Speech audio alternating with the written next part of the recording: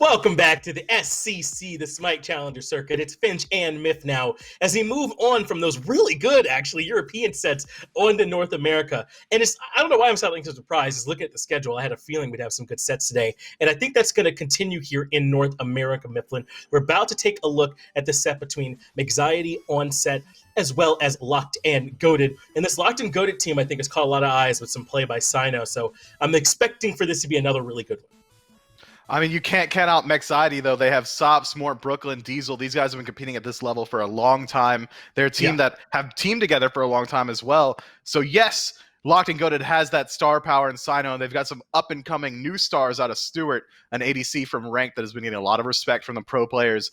But you can't beat the veteranship that Mexiety Onset has had. I've competed against teams named Mexiety Onset. That's how long this legacy has been continuing. Yeah. Not a single one of these players besides MandoWarrior has really stuck with this name, but they have been around for a long time.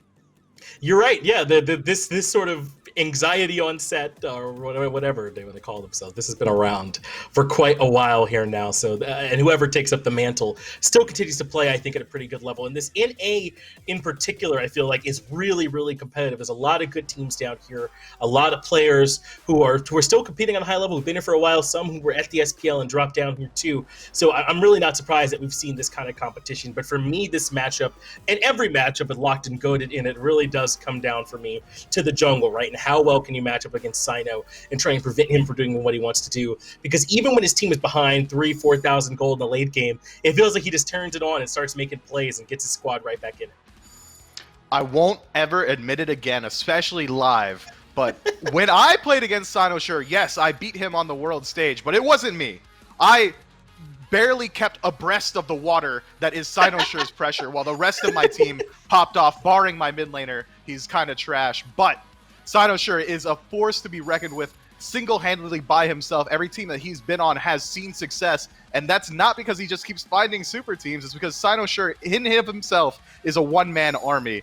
So whether or not Sops can match up to that might not be the indicating factor. It's just whether or not Sops can just stay afloat, maybe keep that level deficit to around 2 while the rest of his team works around it.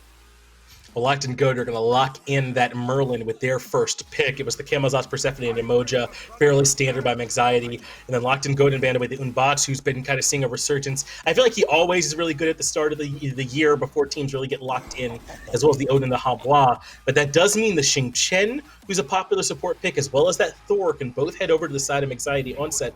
But Myth, I know you've been saying Thor kind of getting a bit overvalued lately. I think that Thor is in a state right now where Thor's main MO is fighting that hammer combo, finishing off your target instantly, and then potentially getting out alive and then looking for your hammer poke throughout the fight. But what we've seen competitively recently is that A, the Thor nerfs have hit him pretty hard, so he's not able to finish off every single one of his kills, and B, teams are playing around him incredibly well. Thor lands his dunk and he immediately gets gone on, and he can't wait for that double tap to come back through. He has to use it to escape.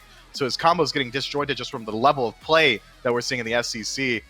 I think he is overvalued, especially when there are junglers that are so good out right now. Hunbots with his AoE CC, or even if you do want that global presence from your jungler, Ratatasker is seeing a lot more play, and he's performing very well.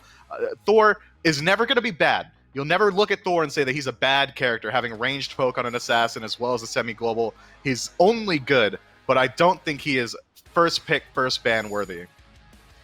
And he has a chance now to show us some of that value from Mexiety Onset. The Kukulkan made it all the way through those first 3 picks. Locked and Goated took the Merlin right away, but Mexiety Onset grabbed the Ho Yi in what I imagine would have been that slot instead. They're also going to grab the Cabrakan. I wonder if maybe we'll even potentially see a double Hunter, though. A lot of the times you want to try and get the Fafnir online if you're grabbing it. Whatever their plan is for mid, maybe it's like a sustain-y type healery mid. They're waiting to try and pick that up from Mexiety Onset, so we'll keep our eye on where they're going. Meanwhile, Locked and Goated, keeping things standard. Cyno has made tons of plays on the Naja. During the World's Push, it was you can't give Cyno Naja for him, so he's come down a bit since that, but certainly this is one of those picks he can play really, really well. Looking at Mexiety Onset's composition, they've got this King Protection comp, essentially, and the 2 tanky targets, a standard Hunter, and a jungler that is going to be more CC and setup focused. I imagine we do see something along the lines of a hyper carry out of mid. Thoth, exactly what you want. That artillery playstyle, shooting damage from downrange, finding these huge ultimates. It's exactly what fits into their comp. Xing, Shen, and Cabrakan to be able to be that front line, that wall of defense, keeping that Thoth alive, and he can play incredibly far back with the extended range from his abilities. I mean, this is a solid composition for Mexiety Onset. On the other end, Locked and Goated playing a lot more standard. This is about as standard smite as you can get. You have a setup or jungler and Naja who's going to be able to fight on his own. Merlin's a standard mage, no crazy plays there. It's going to be whether or not they can just continue to play their own game against this specialization comp from Mexiety Onset. Yeah, the only thing that feels a bit different, I don't know how common seeing the Hades is here for this draft, but we'll have our chance to see, especially if it's going to be for Cyno. They take RelentlessOne onto the Naja solo, despite some of Cyno's history on this Naja. So this is interesting. I mean, Hades is one of those gods that it feels like nowadays it can be hard for him to find his role, right? Is he tanky enough to be going in as a mage, or do you really want him in solo? Well, Cyno's going to try and show us what he could do here in the jungle. How do you like that, Myth? I mean, I've gotten a huge argument about Hades on the Smite game subreddit, plugging that here, r/Smite. Hades is at his best, his absolute best, when you are playing him as if he were an assassin. Yes, he's a mage, but all of his abilities are really dealing damage from point blank. He's never going to be tanky enough for him to really matter. If you go Bruiser, you're not dealing enough damage to be relevant, and you're not tanking up enough damage to be relevant. So if you go full assassin, you still have that blow up potential. Having a 2-second fear to set up for the Polynomicon proc is going to be incredibly potent. If he pulls a lead, Hades can definitely run with this game. Also worth pointing out that Hades is the most winning god in Smite statistically. Hades certainly strong, and Cyno wants some of that. Cyno doesn't start at speed. It looks like RelentlessOne starts there, and Mortbklyn on this Cabrakan just going to try and follow RelentlessOne around, since he didn't really have a good idea of where Cyno was. Ẓtuart gets his bead forced out on the left-hand side as well, and more than the beads, he's quite low. Diesel trying to line up some shots, but now he's fighting into the minion wave, so Ẓtuart able to kind of find some parity on this left-hand side. But now Brooklyn, to jump back to the jungler, has figured out where Cyno is, was with him for a bit. But Cyno's staying down on the low part of the map. He started up on left side, came back for speed. Now he's heading back for his back harpies. This is not a normal jungle path at all. It's not. It's telling me that Cyno understands that Hades really doesn't do very well until around level 5 or 6, so he's focusing entirely on taking safe farm. He doesn't want to farm in the lane quite as much because he doesn't have that 2v2 potential just yet. So he's going to take his farm from the buffs, he's going to go through the back camps, and he's setting up his jungle to be on a disjointed spawn timer. So when his back left camps are spawning, it's after his speed buff is respawned. It's going to allow him to sit in his own jungle a lot longer, but it is a slower overall farm. Brooklyn stayed out and away. Meanwhile, Quig returned to lane, so that means Diesel has to back up. Little bit of a gank here from JinguBang, but RelentlessOne seems to recognize he wasn't in that much trouble, stay safe. So he ends up falling back. This is a bit of an interesting start here, though. Locked and Goated appear to have come out relatively ahead with this strat as well, just in terms of gold, and it even seems that Pegon has been able to get a little bit ahead too, and Mortbklyn really wasn't able to find any farm, struggling around the map, only just now ticking over to that level 2. So I don't think Locked and Goated complain with how this started off, Myth. They sure can't. They're farming up. They're playing the map incredibly well. Mortbklyn in a little bit of trouble, getting picked out, trying to move into his purple buff. That's first blood for the Hades as he continues the aggression. And I think that's part of why Hachiman's good. I mean, that was a 3-man gank, right? So that was going to favor them just about no matter who the pick was. RelentlessOne gets away, but he's got boxing potential. Hachiman does at multiple stages of the game, using that jutsu to get in, find the stun, and help lock down Brooklyn. And a rough early game for this Cabrakan is going to get rougher. And when you have a Cabrakan support, Myth, I feel like it's really important that he's relevant in levels. He has to get up close to do everything that he does well. And if he's getting blown up before he can get there, then he won't be able to do anything. He won't. You need that Cabrakan to hit 5 as soon as possible as well. Cabrakan is a fantastic pickup into Merlin, and the second the flicker is down, it's a relatively short jump, so Cabrakan can keep up with him. He can find the cage afterward, but he can't do that until he's level 5, and playing with this deficit, especially into Ganesha, a god who's going to be really good at counter-engaging and peeling out for his team. He's going to bring the defensive aura, so even once Cabrakan does get his damage online, which he is more of a damage-focused support in his stuns and all of that, it's going to be harder for him to find it through this Ganesha. It's going to make life harder for Mortbklyn for sure, so he's going to need to find some of that farm. I mean, because everyone on that team is going to be able to lock him down, right? He's not going to have an easy time get away from Cyno, like you said, from Quig, and even though I know he wants to threaten Pegon if he's behind, then those backline carries should be able to blow him up relatively easily too. So this is going to be a bit of a rough start for Mortbklyn, but certainly not doom and gloom or anything like that. They just got to figure out where it is they're going to stabilize. And now that JinguBang's level 5 myth, that could be the spot. Perhaps around this Anvil of Dawn and him finding a nice ultimate is Quig. Manages to get out of there with that dodge, or that dash, not in too much trouble. With the jungler choice from JinguBang picking up this Thor, it tells me that he's trying to hit his pace faster than Cyno.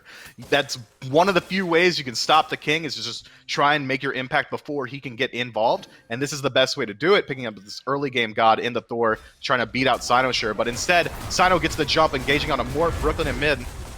Yeah, and there's just no way for the Cabrakan to get out of that. That's first blood for Locked and Goaded. That's going to work for them basically the entirety of this game until Brooklyn's tanky enough to where they can't blow him up in that spot. But that's an easy kill for Cyno to be able to grab there and lock him down. So now they're up 2-0 and in a pretty decent spot. And there's a lot aside from just, where these guys are going to talk about. I'm wondering about these builds from Pegon, because he starts off with those purple boots and is now sitting on that Talon's trinket. And we saw the Typhon Spang come out in that last set. We were talking a lot about that. I wonder if there's any chance that with it having the percent pen, with the way it works with lifesteal, if we might see it happening here again. We mathed it out between sets for the last build on Merlin, but I can't remember it now as Sops sees some aggression in mid lane. Quig gonna find it. Cyno gets his 3rd kill of the game. And Cyno's still in trouble even now. JinguBang keeps up the aggression. So he does get traded back out, and that's pretty valuable to be able to shut down Cyno now and slow down his farm. But they also get that Sops, that Thoth, and you talked about how important this Thoth is going to be long-term to this composition. Thoth is the whole crux of Mexiety Onset's comp. They need him to pop off in the late, but Sops right now is seeing so much aggression out of Locked and Goated's jungle that he isn't able to farm up very safely. JinguBang picking up this early game god, seeing this slight deficit favored towards Cyno, who's playing Hades, who has only become more potent through itemization. He hasn't even got his core items online. You will likely see a Void Stone, will likely see a Polynomicon, and Poly's truly the turning point for this Hades jungle. That's when he starts to see some of the bursts that it can match those other magical junglers that we've been seeing in Hebo or even in Aokwang. Right now, Hades just doesn't have that level of burst that he can commit to, especially considering one of his main damage abilities is locked into his escape. You don't want to be jumping in constantly. No, you got to make sure you're picking those spots carefully. I mean, who was it? Divios always says those Hades autos are so easy to hit, right? So the Polynomicon feels real good. This is trouble, though, for MandoWarrior. RelentlessOne's locked him down with the ultimate. He's low, has another sash available. Beads to get him through the root, but it's just not enough damage. Mando barely able to survive, and that's really only with cooldown boots to his name at this point, trying to provide some extra tankiness, but he can't get greedy here. Quig is on his way, and there might be dive potential, but they're playing patiently. I think MandoWarrior's recognized that he's just going to stay under tower. He has recognized that, but now MandoWarrior has to be under threat. Instead, finds the kill off the back of the Dharmic Pillars from the elephant there. But his beads and ultimate are down now. Thor can find his first gank of the game onto this Naja, instead going up in the air in mid. And Cyno could be under trouble. Final Judgment, though, does hit Pegon, but it does not find the Hades. So Pegon actually gets the kill on to stop. Somehow they get the turnaround and what's essentially a 2v3 there in mid. And Cyno committing to the Pillar of Agony, even after Sops made it out to get some extra damage, ends up being the call there. They turned that one around.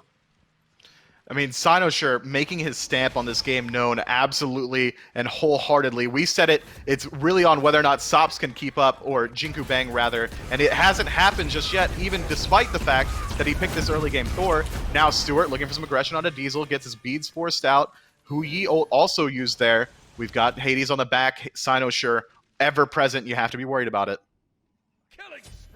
And Pegon does get that kill on the JinguBang happening over near mid, so things get even worse now for Mexiety Onset, who've had some struggles. And Sops under pressure again, does manage to barely get away. Cyno wants to get in range, can't find the auto. Quig is going to consider a loop around behind the tier 1, and with the minion wave coming in, they might be able to make a dive happen here. Mortbklyn should be letting Sops know, but apparently he didn't get the memo. Quig is able to get it just with the Dharmic Pillars that shuts down Sops for the 3rd time this game. If they were trying to build a comp around this Thoth, it's gotten a lot harder.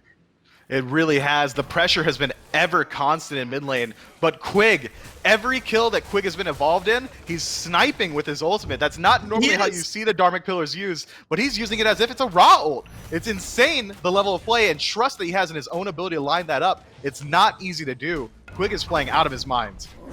And I think that we should be seeing a bit more Dharmic Pillar usage like this when it's off something guaranteed. That time it was just kind of, trusting the shot. But when he made the gank with RelentlessOne over on right, as soon as they knew the Sash was going to be landing, he dropped the Dharmic Pillars so it'd be guaranteed that he was locked down on it. I think if you can have that level of communication, then there's some extra value from this Dharmic Pillar that Quig's been able to extract in this game so far. They're now up 7-1, 3,000 gold as well, and the disparity in mid and support starting to become really apparent. I mean, 3,000 gold, 10 minutes into the game. Aggro likes to rib me about it, but we call that the eager lead. I've never played a game where I haven't been 3,000 gold down around this point, so saying that Mexiety Onset is out of this match is completely out of the question, especially considering that their comp is really late game focused. Yes, the Thor is a bridge character that hasn't gotten involved in the early, but you can't discount Sops' impact in the late on this Thoth. Cyno rotating over to join RelentlessOne onto this MandoWarrior aggression, and it does force out the beat, but Cyno willing to die for it, and MandoWarrior cannot handle the gank, so that's another successful kill onto the Xing Chen in solo. There's been a lot of pressure onto the Xing Chen. I wouldn't have thought he was one that was particularly gankable, but it has worked all game long. I mean, ganking as Xing Shen is one of the worst feelings on the planet as a jungler, but I've never played Hades jungle. That matchup could be favored, being able to silence out the jumps, suck him in with the ultimate. There's a lot of ways for Hades to get involved there, but traditionally, Xing Shen is one of the safest gods you can pick in solo lane, especially with the HP 5 he gets from his passive. He's got a double jump. Skyhook is a fantastic route. CC immunity, your ultimate. I mean, there's not much more you want out of your support, or solo laner rather, to be able to sit there safely. Instead, the aggression from the nausea, coupled with the fact that Cyno is playing so well, is making it hard for him to sit there.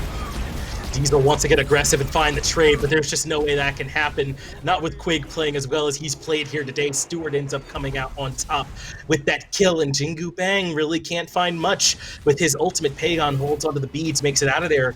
That should open up the tier 1 tower now and left, and maybe even the gold fear with Diesel down. Sops is still up and has tons of steal potential though, so maybe they don't want to force that objective. But if Pegon can get this solo kill in mid, then it opens it wide up. Pegon shuts down Sops on the Thoth in mid, and they should be heading right to gold.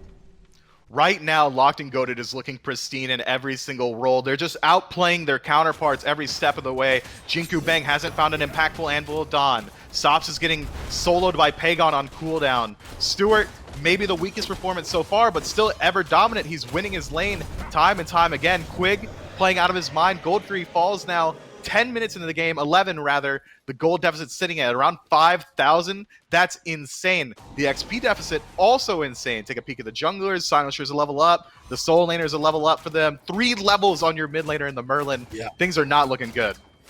And that's how things like that solo kill can happen when you're facing a big XP disparity like that. Sops has just gotten rocked this game. He really hasn't even gotten to get off the ground. And look at RelentlessOne's build too. With the Blackthorn Hammer, he's sitting on that glowing emerald. I imagine is going to be going into something that's still relatively bruisery. I mean, it is going to be all health in there, but if he ends up going with something like the Shield of Regrowth, so he gets that acceleration off the 2, then it's basically like you just have a regular Naja coming out of your solo lane. He should be providing plenty of relevant damage. I like the build path he's been able to find here as the tier 1 tower comes down and Diesel has to dive bomb out of there.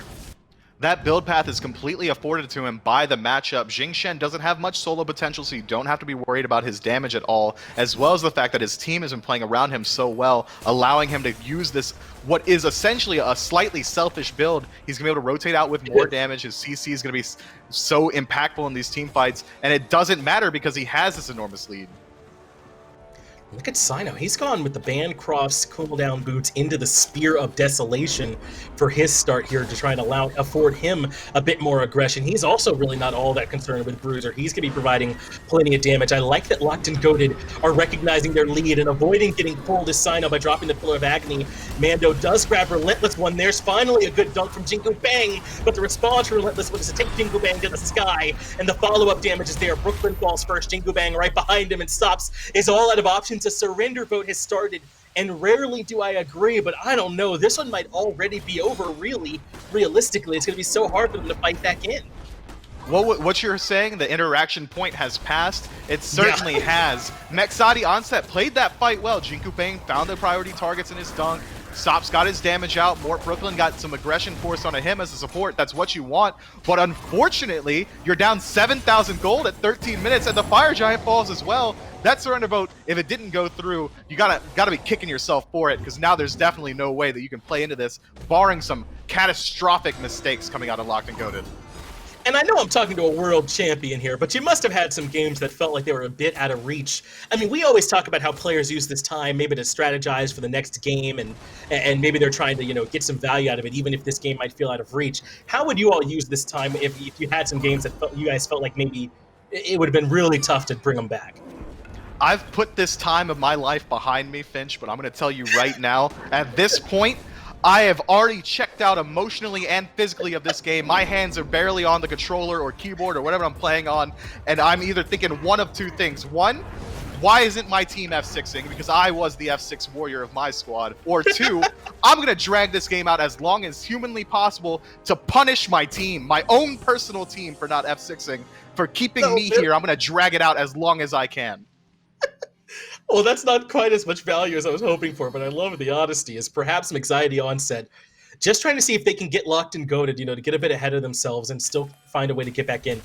There's still some options, right? I mean, Sops still does have a bunch of damage on this Thoth. And if you can take Pegon or Ẓtuart or even Cyno, he's really not building all that tanky, out of the fight quickly with a big final judgment off some setup, then that combo can still work, but it's just such a narrow edge case now at this point for them, right? It would require some missteps from Locked and Goated for that to work, because they grab the tier 1, even looking to threaten the tier 2, and Mexiety Onset are here. They've got 3-4 members strong for this defense, so Locked and Goated have to make sure they play it right. It's RelentlessOne that goes in first. He's already grabbed Mortbklyn and taken him up to the sky. They will have the Dharmic Pillars perfectly placed to trap Sops and contribute damage to the Cabrakan. They've given up on the tier 2 tower. They just want the picks. JinguBang does get a big Anvil of Dawn, but he doesn't do enough relevant damage. Cyno gets 1 kill. Relentless gets the next one. Diesel gets locked down in the Pillar of Agony for a full-on deicide. They got to get the tier 2 first, but they can threaten the Phoenix right after.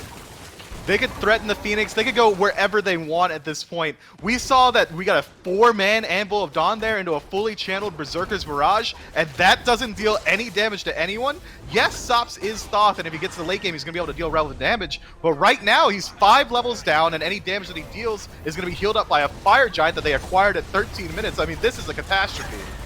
Yeah, this is already the Titan at half HP. Mortbklyn falls. There are a couple more members respawning, and the Titan DPS is starting to slow as Sops comes back up, but RelentlessOne is relentless indeed. That's it for Sops. MandoWarrior gets one on the Quig, but the Titan falls in 16 minutes and 24 seconds. There were more kills than time on the clock as Locked and Goated just dominated game 1. Look, Mexiety Onset, you guys are good. I know you're good. You're better than that. You're better than that was bullying. That was a 10-year-old child on the playground kicking a 3-year-old out of the sandbox. That was filthy from Locked and Goated. Something needs to change. We need to get JinguBang involved a little bit more early. Maybe pick some aggressive composition across the board and pray that you just run with the early game in game 2. Because right now, player for player, you're not looking good mechanically. You have to draft around your weaknesses. Win the early and pray that you can snowball is my only advice that I can give to Mexiety here. And there were a lot of things that went wrong in this early game for Mexiety, right? Sops got bullied several times in the middle lane and got picked early to the point where Pegon was able to find a solo kill, which we rarely see happen in mid. MandoWarrior also got ganked. He got ganked by Quig and by Cyno on that right-hand side. He didn't seem particularly prepared for either one of those either. I'm just not so sure if Mexiety Onset were expecting for it to be this much pressure in the early game that they were under, especially in the mid and solo lanes, which I don't think get pressured as much as we saw in this game right now in Season 7. We see a lot more action happening in the long lane or some in solo, but they didn't seem ready for it here. Usually you see the focus, especially in Season 7, shifted towards early game aggression in the long lane, simply because that opens up the Gold Fury, but the long lane was getting matched and boxed out single-handedly by the ADC matchup. Hades, you wouldn't expect to deal pressure, but he got an early game lead. Yes, it was only about a level that he was able to maintain over the JinguBang, but that level was so impactful because he was actually engaging, whereas anytime JinguBang did dunk in the early game, it was maybe 4 missed dunks before he found one, and that he was too far behind by the time he found his first dunk, died instantly off of it.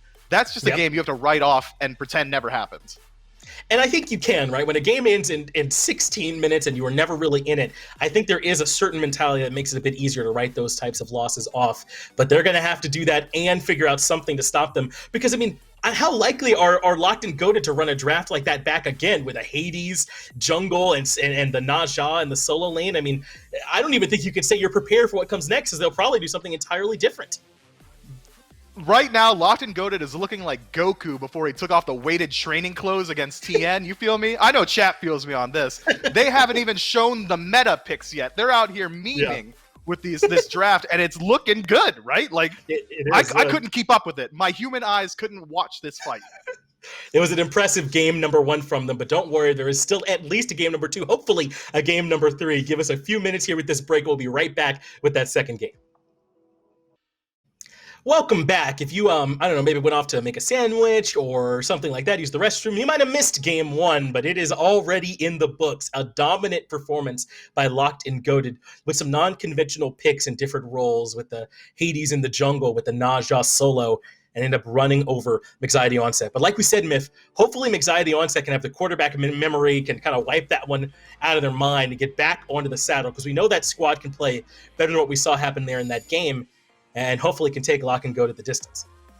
I mean, they're likely concussed from that beating they just took, so maybe they literally can't remember that match, and I hope that's the case. I would say they should ban out some of the picks from Locked and Goated, but they were so unorthodox that you can't really give up anything Hades, there. Right? You're not going to ban Hades. There's no way. Instead, they like to ban the Yemoja and the Xing.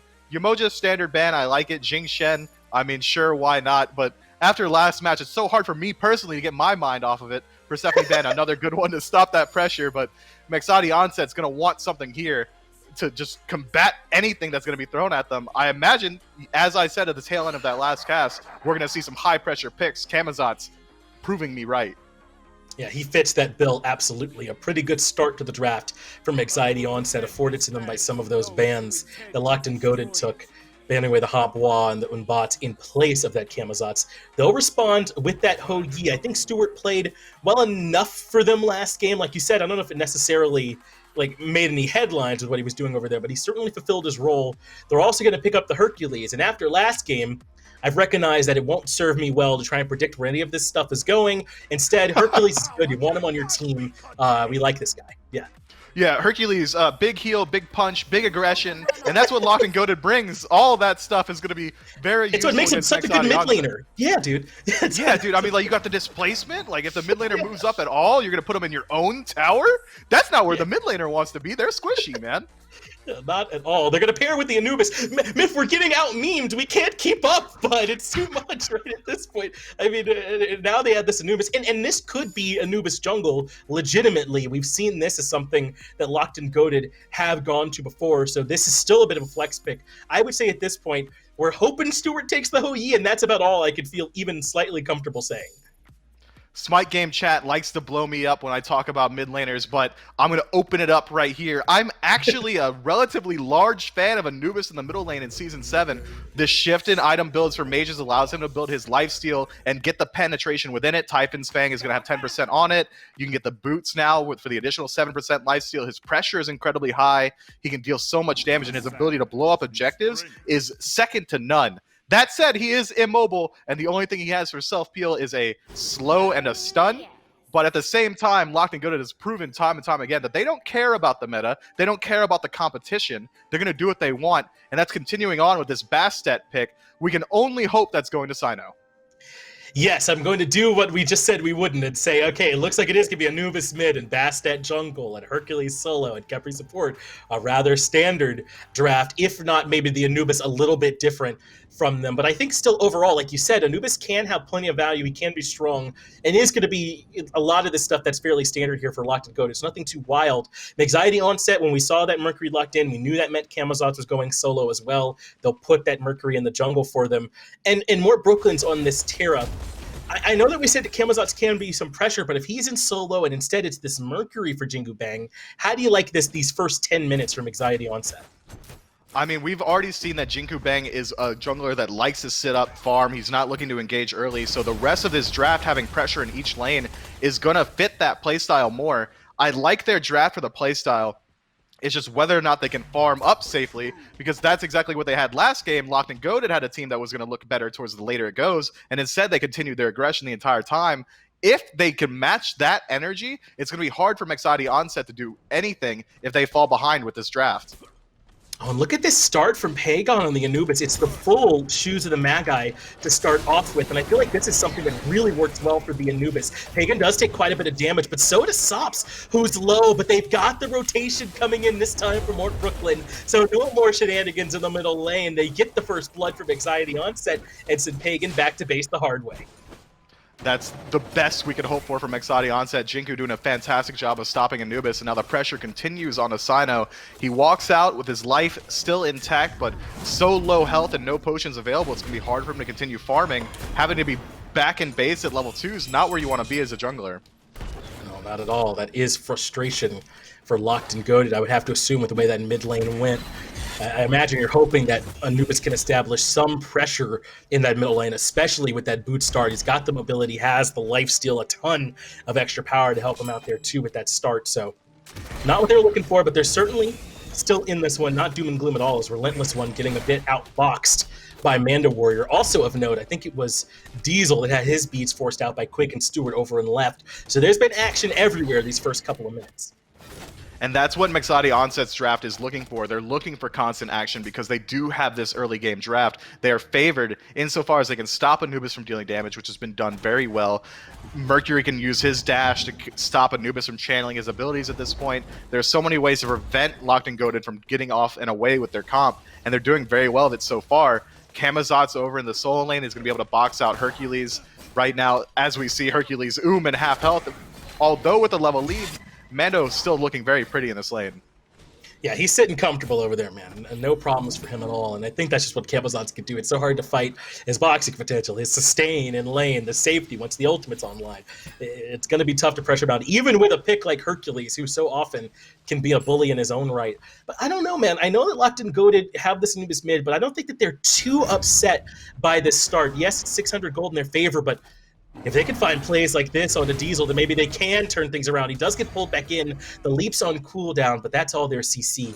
So Diesel makes it out. I think that as long as Locked and Goated stay calm here, Myth, they're definitely still right in it.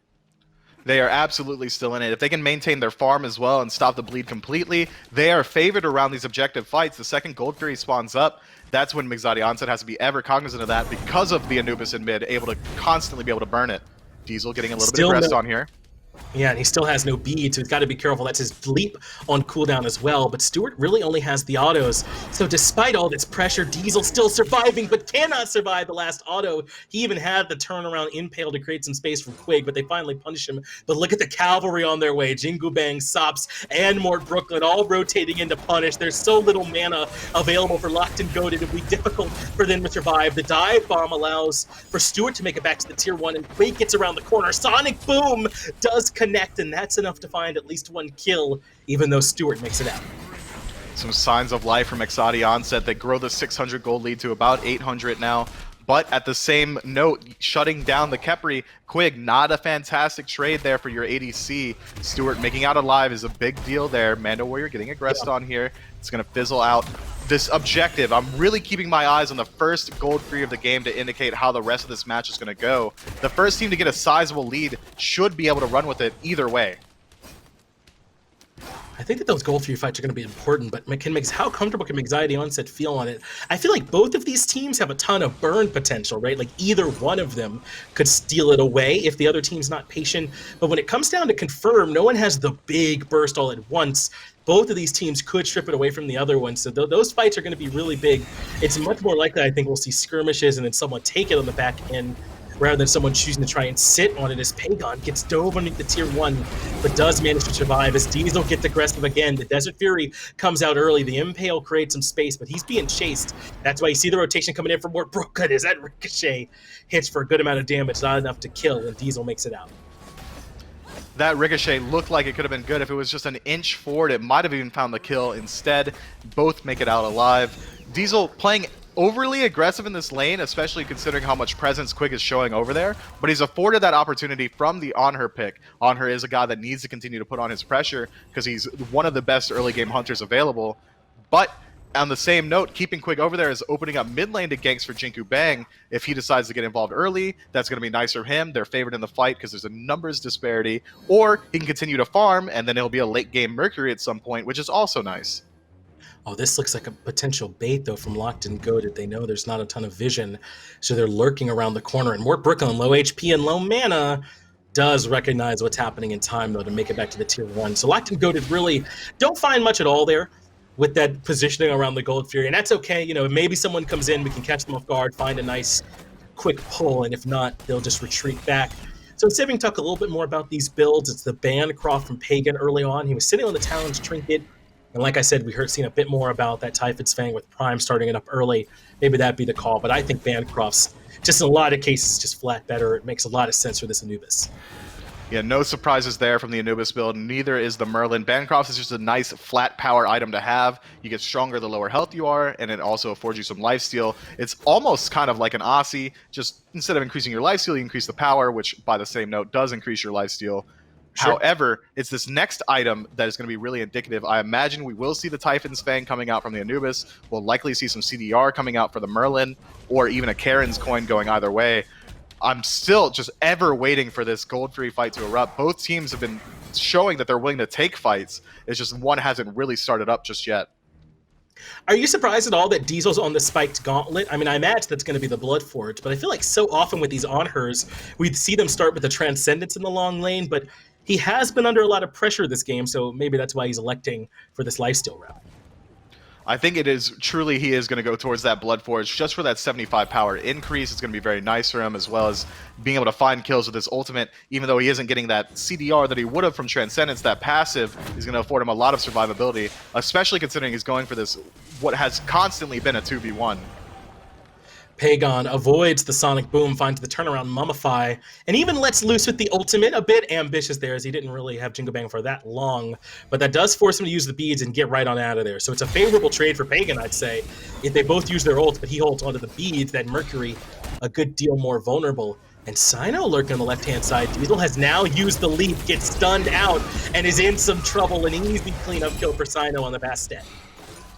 It is. That's one of the issues of playing aggressively in the long lane. That lane has the longest lane. That's why we call it that. So if you play towards the center of it, getting back to your tier 1 tower is going to be so hard. He used his leap there, still wasn't in the tower. That's easy gank potential for a Bastet, especially. The high damage output as well as the CC. Now with the rework on her 3, she is going to be able to sit over there as much as she wants. However, she might have to let go of this solo lane. RelentlessOne has been getting pushed in the entire time, and Cyno sure hasn't made his presence known on that side of the map.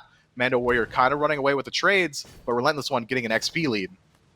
Yeah, I'm sure Mando's not complaining. He doesn't have to worry about Cyno and Quig here this time after what happened to him in Game 1. I think we even saw RelentlessOne commit the boulder over the wall to strip the blue buff away from Mando. I think that's why he doesn't have it here this spawn, and that low mana could potentially be a problem. Driving Strike puts him into the wall, but really only Hercules providing any additional damage, so not a ton of kill potential as the boulder even comes out without finding much damage.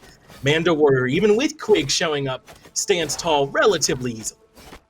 I mean, that's just what Camazotz affords you, right? You can fight in very easily, but Bat Out of Hell is a fantastic escape option, so you never feel like you're truly in danger of dying. But now that Cyno sure is rotating around the back, MandoWarrior's a little bit low on mana. And he might feel like he's gonna die here this time. This is actual pressure. I just got through saying how nice it was to not have to worry about Quig and Cyno in your lane, but Cyno gives it the pressure. I wonder if they thought there was more of a rotation there than there was. Instead, JinguBang was back on his speed as Țtuart gets bodied underneath the tier 1 tower. Diesel goes aggressive and shuts him down, even with the purification beads useless. And back over to solo, there's further action. Mando gets the kill as through all of it came JinguBang, Sonic Boom. Cyno now running for his life, using the beads to get away from the control, but the chase can stay on. The Mage look's not enough, but MandoWarrior can keep looking for a bit more. Finally, RelentlessOne makes it back to lane to provide some peel. Meanwhile, in mid, Pegon getting the better end of the trade. Another solo going his way this set. Diesel showing some shades of Zapman right now. Gets picked out, walks back into lane, says, I don't even care. I'm going to go into your tower and find the kill, and he does, making out with his life. This is the best Mexiety Onset has looked today, now with about 1,000 gold lead in their favor. No objective hasn't started up quite yet, and I understand that considering, as you pointed out so well earlier, neither team has any true objective confirmed. I think the best ability on either squad is likely going to be Diesel's Impale for the biggest burst of damage right now, or for Locked and Goated it would be RelentlessOne on the Hercules with the Boulder, and neither one of those are truly that good. Yeah, they both have great objective damage. It's just that all of it kind of comes a little bit over time, right? It's not quite like the Cuckoo ult or like a Raw Beam or something like that. So certainly damage there, but not instantaneous. As it's the Erendite next here for JinguBang on the Mercury. This item, I think, really is part of why we're seeing a bit more Mercury lately. That movement speed, it just works so well for him on the back of that ultimate as well when he's trying to initiate. It's just an item that gives Mercury basically everything that he's looking for. Tons of power as well, and it's kind of brought him back a little bit. There's been a very sudden dynamic shift in this solo lane. MandoWarrior's been getting the better end of every single trade. He's been keeping them Hercules under his tower the entire time, but now he's got a level deficit as duo lane starts to find their fight around the purple buff. And that does force Mortbklyn out, but really nothing much comes of it. But as you said, despite the fact that MandoWarrior, I think, has outboxed RelentlessOne almost every time, he has fallen behind in terms of gold and experience. RelentlessOne is, for all intents and purposes, winning the lane. He is. I thought you were going to make a Relentless joke there, and I was really holding my breath. I was going to force a laugh for the sake of the cast, but I'm glad you didn't force me into that. As Quig finds his aggression on a sop, forcing out that flicker early, the damage is coming through, not quite enough, as Cyno is backed off by Mercury. Yeah, JinguBang steps in, throws out a couple of those punches, and that's enough to send Cyno back. He didn't want to catch the hands, as RelentlessOne has turned the lane around entirely over in solo, shuts down MandoWarrior with a boulder to the face. That's a nice solo kill for him over in right. It sure is, but that's not the end of the aggression. Mortbklyn now getting gone on by Pegon. This lane is starting to shift around. Diesel getting his ult force as well. JinguBang on the left side might be able to find the ultimate, might think better of it as well. Mexiety Onset had the early game lead, but now Locked and Goated suddenly turning it around, getting 100 gold in their favor, essentially bringing this game completely back to even and using their objective burn wisely on the Pyromancer. They have brought it back to parity. It's just a question of experience deficits and where they're showing up. And RelentlessOne and Pegon both have leads in their matchups in terms of experience, even with that gold. Now favoring Locked and Goated, the experience tipping in their favor too. So JinguBang knows he has to act quickly, but Pegon, quick on his ability to get out of there with the Purification Beats as well, has the turnaround, and now JinguBang doesn't have the safety, has to use Aegis, both his relics forced after trying to gank this Anubis. I loved that play from Pegon. I know the communication between Pegon and Quig there was, my stun's down, he's used beads, how long in your route so I can drop my ability? Had he used his 3, the Anubis that is, a little bit earlier to self-heal, that damage wouldn't have come out, and it wouldn't have forced JinguBang's Aegis. Now JinguBang has no actives or ultimate available.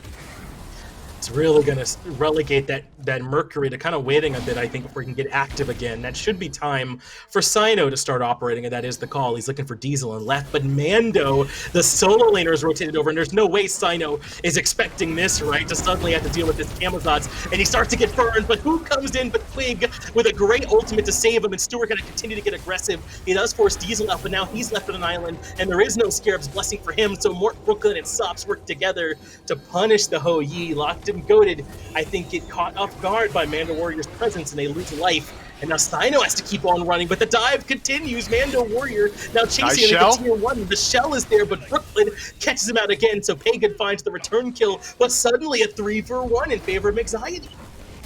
It is a 3-for-1, but Diesel didn't use that time to return to base. He's low health, as is the rest of Mexiety. This might not open them up for an objective. And meanwhile, the entire time, RelentlessOne choosing not to rotate, instead going to take away that tier 1 tower and the blue buff, increasing his lead even further, now 2 levels.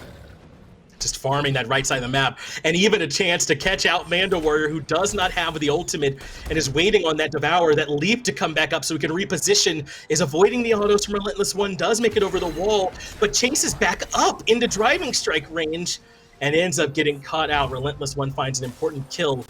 Now Mortbklyn considering starting gold, but yeah, just between him and Sops, I don't know if they have enough. They have to give that up, and Locked and Goated keep this game even. That looked like hesitation from MandoWarrior to me. It seemed like he didn't exactly know where he was on the map. Maybe he just got caught out unaware. And after he jumped up that wall, he could have continued moving downwards towards Locked and Goated side of the map, or Mexiety's rather. Instead, he jukes back up, maybe potentially trying to avoid a boulder that wasn't coming. But either way, that is a big pick. And now, what was a 3-for-0 turns into a 3-for-1. No objectives dropped just yet. Brooklyn in some trouble as he gets abducted, and RelentlessOne's just waiting to push him back towards the squad. Doesn't get displaced, but does still get stunned. And that's enough for the kill there or in favor of Pegon. It sobs, though, with the turnaround burn. Even eats the boulder. It says, RelentlessOne, you've been building shield of regrowth and contagion, but that don't stop me. And he burns that Hercules quite easily.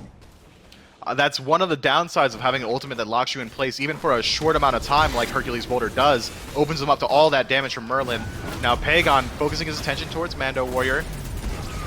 And JinguBang, I think the ultimate might have been a bit short for what he wanted. He does show up to the party, but I don't know if maybe he brought as much as he thought he had. Meanwhile, Diesel starting up this Gold Fury and is soloing it while this fight happens in mid. This could be a favorable trade, especially if Sops gets the kill, but Cyno gets the kill in the JinguBang, make it a double as he kills Sops. This Gold Fury should belong to Mexiety Onset to offset a bit of what they lost in mid, but now that Cyno hears that, he knows he doesn't have to worry about Diesel. It can keep pressing forward.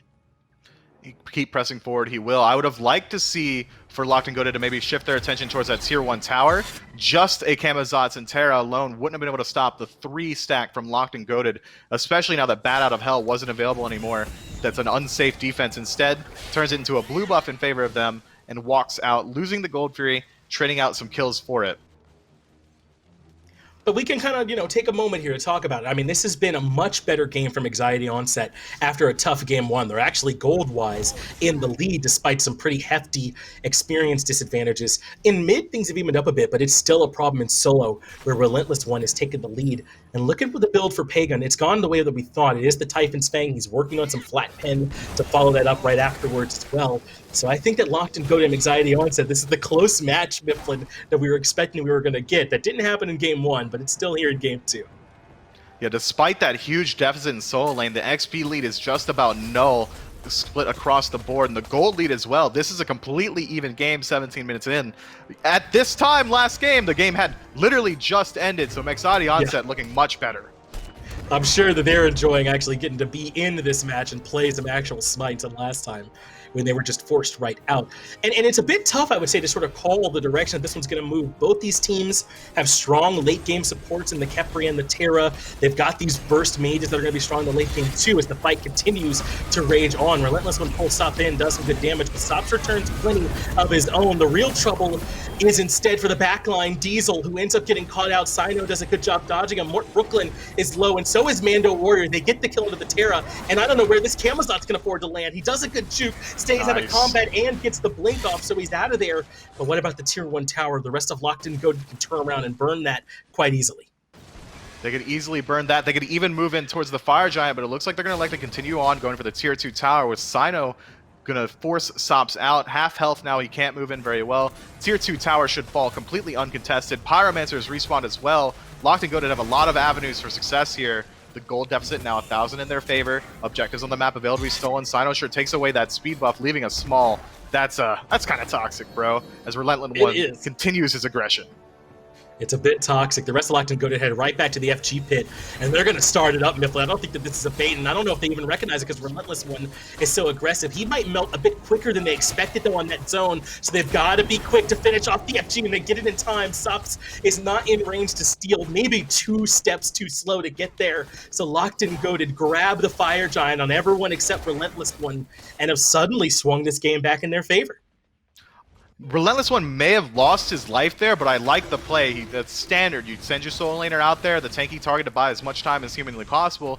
Instead, he gets a little bit overly aggressive. He maybe dies a little bit quicker than he had to, but functionally it's the same. Fire Giant lands on 4 members of Locked and Goated. You're right. Because of that end result, right? He did end up doing enough of that work. I think it might have been a little bit closer than you might have wanted, but you certainly can't complain in a world where you end up on top like that.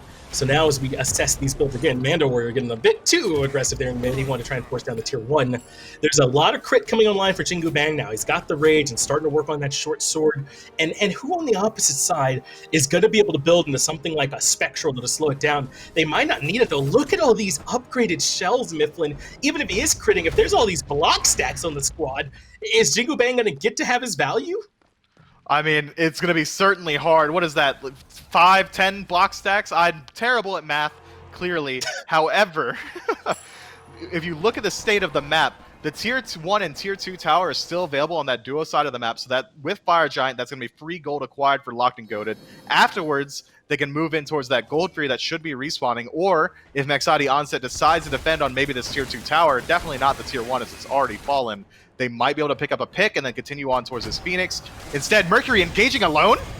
He does go all the way in with the Sonic Boom. He forces out some relics, but can he survive? The beads allow Ẓtuart to reposition and get the kill in the JinguBang. Pegon gets saved as well by the Scare's blessing, so Diesel falls before the Might of Locked and Goated. They get Mortbklyn as well, and now MandoWarrior is coming in. They're coming in too slowly, all one by one, and Locked and Goated have answered it perfectly. Now, they weren't able to get the Tier 2 tower. Maybe throwing their lives at it has gotten that end result, but now Mando has been grabbed by the Abduct. Cyno completes the kill. That's 5 in a row for him on this Bastet. And even though Sops should be able to grab a Tier 2, what's he going to be able to do to defend up against this? I mean, it's not often you get to say it, especially in competitive, but JinguBang overvaluing his damage there, maybe assuming that he would be able to one-shot Ẓtuart, instantly falls in that 1v1. He went full Into mode, man. I'm not afraid to say that. Phoenix is going to fall here as well. Sops showing that lifesteal on mages is nasty. He's able to solo down that Oni Fury, likely. But a second Phoenix is going to fall. Sops nowhere in range to defend it. Yeah, he couldn't have defended left Phoenix, but maybe he and Brooklyn could have done something to slow down their push on the second, but without Sops, that's just so much less likely. Both Phoenixes fall. Mortbklyn sacrifices his life at the altar and accomplishes virtually nothing. Diesel now in some trouble too and has no more mobility available. Cyno gets that kill. Sops finally is back and a part of this action to try and defend, but the Titan's already at half health. I don't know if this is an int call from Locked and Goated, but they got a lot accomplished with that push, even though Sops does finally clean up one kill at the end. There's JinguBang back up, though, with another Sonic Boom. He does get to Pegon in the back, but Pegon still has beads. After all of this, he is able to find the shots, and Locked and Goated finally get punished. This is going to be a 5-for-2 trade. 3 members still alive on the side of Mexiety Onset. JinguBang being one of them is a huge deal. Now they have some objective confirm, or damage rather. They could move in towards this Phoenix, but returning this Phoenix kill is only going to equalize those lanes. If they can go for the end, it's potential. It's going to be very risky. 10 seconds left on Quig, but 20 seconds on Cyno. They'd have to get there quickly. Yeah, I'm not sure they're quite in position, especially without Diesel or JinguBang in position either to make this happen. But like you said, there should be at least be able to open up the base a good bit, get that Tier 2 tower right, and then set themselves up for another one fight like that, potentially being the end of it. But they won't be able to threaten mid.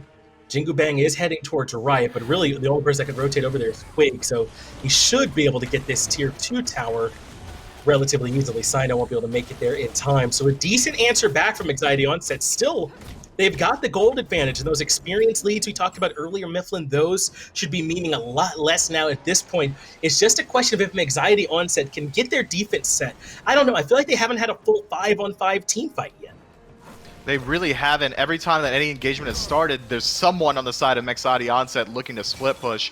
Right now, especially with 2 Phoenixes down, if Locked and Goated decide to push up these waves, it's going to be very difficult for Mexiety Onset to leave alone their base long enough, especially with a Titan around 70% health, to defend this Fire Giant. So this should be an uncontested Fire Giant for Locked and Goated. As the oh no, this is sneaky. They're going to just try and brute force their way in, I think, here, Mifflin. Fortunately, Mexiety Onset have everyone here to defend, but they're just going to try and force their way in. There's the ultimate from Pegon to try and burn down this Terra, but it's not happening quickly enough. They had to use all their ultimates already, and they still don't have any kills, so they keep up the aggression. Pegon takes down Diesel. Cyno's looking for one more kill in the back. They do lose Ẓtuart. They lose Quig as well, but if Cyno can get this kill in Brooklyn, maybe could turn things around. I don't know if I love this strategy from Locked and Goated. When they realize how much force was waiting for them, I think they should have pulled up, but an excellent defense from Mexiety. It looks to me like Locked and Goated, they know they could have done Fire Giant there. It's obvious the entirety of Mexiety Onset was sitting in their base, but that was a bit of a disrespectful call, and I'm not afraid to call it that. Now, 4 members strong on the side of Mexiety Onset, 30 seconds left on a spawn from Locked and Goated. They can challenge the base here. It will be close, but they could definitely do it. And it looks like that's what they're electing to do. Fire Giant is available. Instead, they're moving towards Middle Phoenix. Now 10 seconds on Quig, 20 seconds on Ẓtuart. It won't be easy. This Phoenix is falling incredibly slow. I doubt they move in towards a Titan. They might still have a good shot at him, Mifflin. I'm not so sure. Yeah, Quig's up, but I don't know how much he can do by himself to defend. But you're correct. Mexiety Onset not willing to overstep here. Ẓtuart just respawning as well. And instead, they'll take their mid-Phoenix and go home, right? But I don't know if now that they can stick around this Fire Giant. In fact, if they take backs, they could end up giving it up. So they're kind of in a tough spot where they have to decide, do we end up looking for our backs here now? Can Quig kind of keep them from leaving? They're going to come back up and look for the fight and try and catch out this Khepri, but in come the Suns from Ẓtuart. I think Mexiety Onset are kind of in this weird half ground where all of Locked and Goated are going to come in fully healthy. Sops falls first, and Cyno puts in good damage onto Brooklyn. They end up losing 3 members. I don't know about sticking around there, Miff. This is some of the most seesaw level gameplay I've ever seen. Back and forth goes this match. 3 members down on Mexiety Onset, 5 strong from Locked and Goated. The Phoenixes are low. They have to split their defense as well so the one doesn't drop to just minions. This is very likely game. JinguBang trying to buy some time, ults through 5, not quite enough. They don't care at all, moving straight in towards Diesel. And they've already shown that they don't care who's up. They'll go to try and end when all 5 members are there. So certainly they won't be slowed down by 2. They move into the Titan room. JinguBang does not have Sonic Boom anymore. The ultimate from Pegon does start the burn. JinguBang gets the kill onto Quig. Even finds Cyno as well. Maybe they don't have the damage that they need, but they find the Mummify. It will be enough. JinguBang may have gotten a triple, but he cannot save the game. Locked and Goated take this set 2-0 in pretty convincing fashion. If I were given exactly one adjective to describe Locked and Goated's play there, and I think it's going to come as no surprise to anybody, it was toxic. Everything that I saw was toxic. There was disrespect in decision-making. There was disrespect in the ending of the match, focusing rather to attack the enemy gods. 3 of you died. You could have lost the game there. They didn't care even a little bit. They said, even if this does go to game 3, I don't care. We're just going to win. And instead, they win game 2. It was toxic. I can't say anything else about it. It was certainly confident, right, to the point of being brazen almost, right, from Locked and Goated. But to me, that's kind of the Cyno aura. I mean, we talked to him at the beginning of last year after Splice won their Worlds coming in, and he said, you know what, I'm okay being the bad guy if people want to perceive me that way. I don't know if he still has that aura around him, but he's certainly someone who doesn't mind if you know, the way that he likes to play the game maybe rubs people the wrong way, or some of his other stuff around the game. So if they came into this playing competently, you know, maybe showing slightly less respect than you might have normally expected, that's kind of part of, I think, this team's aura, and part of what makes them really hard to beat, which is that they're not going to give you respect that you're always going to execute perfectly. They're going to make you prove it. Yeah, and that is a good strategy. If you show perfect respect at all points, you might as well just let their shadow be playing perfectly. If you're assuming that they're going to play around you absolutely well every single time, it's going to stop you from making these risky plays. And Locked and Goated, 5,000 gold down, starts the swing immediately, wins 3 team fights back-to-back, maintains their deficit, and wins the game. That's true. I don't even know if they had a gold lead towards the end. I mean, really, the only places throughout the beginning of the game that they were ahead were like solo and mid, right? I mean, and I think maybe a little bit in the supports. And those leads didn't even translate into a whole lot. It's just these team fights from Mexiety Onset were so fractured and split apart from me. I mean, there were a couple times where JinguBang would ult in way ahead of the rest of the squad and didn't have any backup, or maybe a solo would get picked. And what about after the Phoenix? I mean, I feel like sticking around for the Pyromancer there with everyone spawning up was a bit risky. Maybe they need to take some backs there instead. I think there's some places where Mexiety Onset could clean that up too. It looked like maybe they thought that Quig moved up a little bit too far, but they chose way too late to engage onto Quig. They wanted that pick, but at the point that they chose to engage, the rest of the team had already respawned, so that's not a smart time to engage. But how often are you on a team, you're playing the game, you're 6,000 gold up, and you expect the enemies to literally W key at you on cooldown? I don't expect that just about ever. That's all that they were doing. Every opportunity they were given, they were basically just running it down, trying to see if they could take a big team fight and turn it in their favor. So it is going to be Locked and Goated that come out on top in their set. But do not worry, we absolutely still have one more North American set that's going to be coming y'all's way. So give us just a few minutes. We'll get ready on that set. Then we'll be right back with that last set.